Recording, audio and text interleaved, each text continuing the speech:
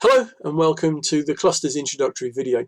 This week we'll be looking at 1 Samuel chapter 15. Now if you remember, Israel has turned to God and his prophet Samuel to ask for a king.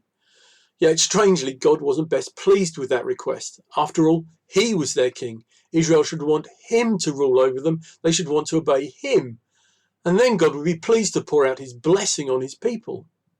But in the years after conquering the land of Canaan, Israel had frequently failed to obey God and had worshipped other foreign gods. And that had led to their judgment at the hands of their enemies and to God raising up a great hero called the Judge to lead them in victory over their enemies and back to worshipping the one true God.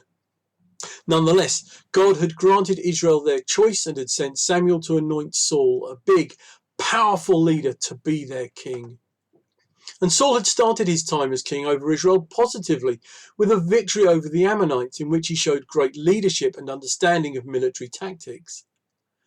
But then Saul began showing signs of his position going to his head.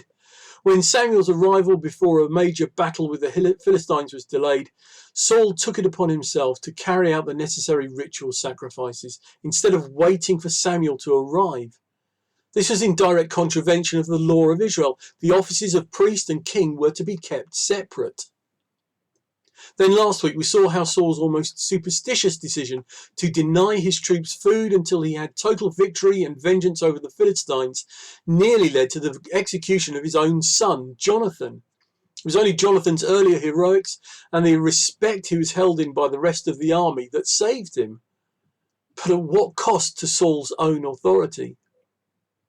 This week, we see Saul failing yet again as he disobeys God's explicit instructions. His increasing arrogance also leads him to build a monument, not to God, but to himself.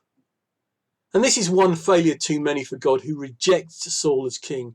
This doesn't mean that God will get Samuel to sack him from the position. Indeed, he will continue to reign over Israel for many years to come. But it will be a major turning point for Saul's reign. And next time we'll see the entry onto the scene of Saul's great rival for the throne and one of the greatest men in biblical history.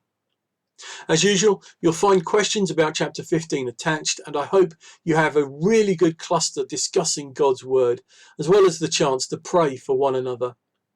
Next week we'll be Trinity together, so no clusters then, but I hope to join with many of you in prayer.